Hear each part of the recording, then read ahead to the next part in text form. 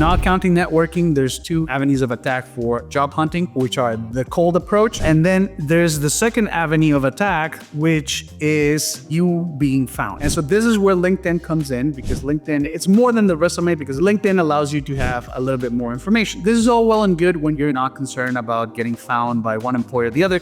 In your job stack, you're trying to get into multiple jobs, or you're trying to leave a particular industry, try something else. And a lot of the times we really embellish your resume, we embellish your work history. So a lot of the questions that I often get are, what if I'm found by my current employer? How do I stop my contacts from realizing that I'm posting information that may not be coherent with what was there before?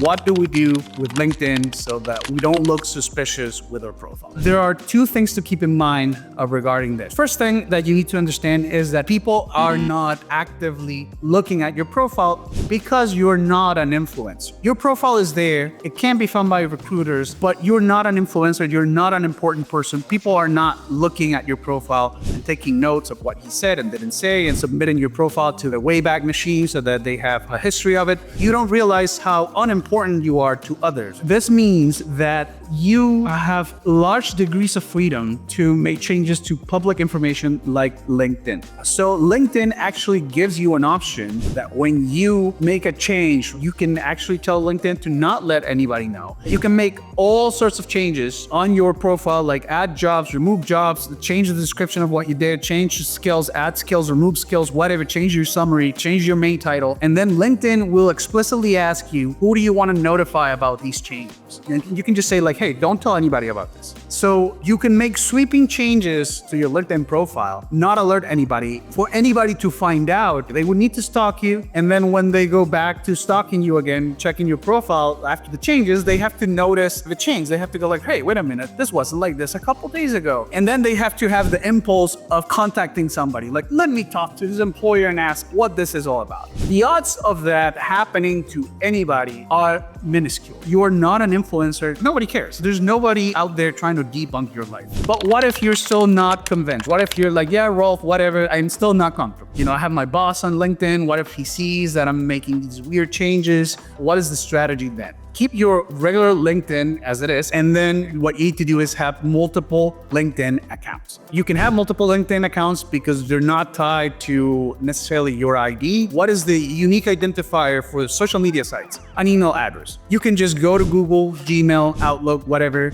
create a new free account, and you can use that to create a new LinkedIn profile. Then what do? LinkedIn is kind of useless if you don't have connections. So what you need to do is start getting some base connections. For obvious reasons, they can't be your real connections from your main LinkedIn profile. So what you can do is just find people that have the little badge that says open to work, especially if you don't know them. Now, why? The reason is that we want you to eventually be found by recruiters on this profile. So if you don't have connections, you don't rank well on the LinkedIn algorithms. Why then? The reason is because those people are usually desperate and they'll accept any connection in the hopes that it's going to lead to a job. Once you have like 20 to 40 connections of this sort, then, this is the important part, you start moving on to adding recruiters. This will be your new connection. You will try to find recruiters in the companies that you want to apply for or in the fields that you want to apply for. One thing that you can do to expedite the process is, as you're applying to jobs, you can check who's the recruiter, who's the person in charge of that posting, and start adding them. But if not, like, you can just use the LinkedIn filters to set up job alerts or search for specifically for recruiters. Eventually, it will grow into real LinkedIn account. You will have whatever accounts you want to have. They all different. They all target different roles. They all have different connections, and you nurture it into a real one. Hey, Rolf here. If you found the content of this video useful, please like, share, and subscribe. It really does help the channel grow and get the word out to more people about job stacking. Thanks. So a couple of tips, because you're probably wondering, I'm using the same name as my real account. Here's the thing. You can play with your name. For instance, my name is Rolf Halsa. One version is J. Rolf Halsa. But I could also just use J.R. Halsa, or I could use Rolf H. Those are all my real name. I'm not making up a new name, but it is different enough that it won't necessarily raise suspicion. So for instance, if you're Hispanic, you can use like middle name, paternal name, paternal last name, first name, maternal last name, that sort of stuff. If a recruiter ever asks you about it, you can just tell them, this is my full legal name, but I go by J.R. Halsa. It's not weird. People do that all the time.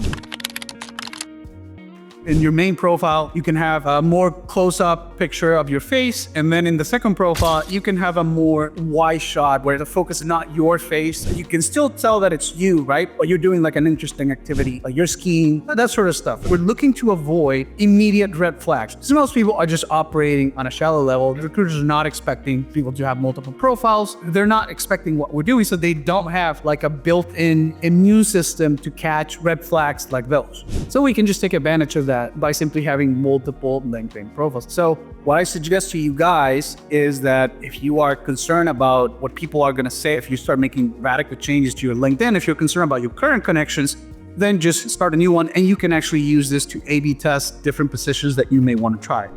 All right, that's gonna do it for today's video. Thanks for hanging out with me, and I'll see you in the next one. Take care.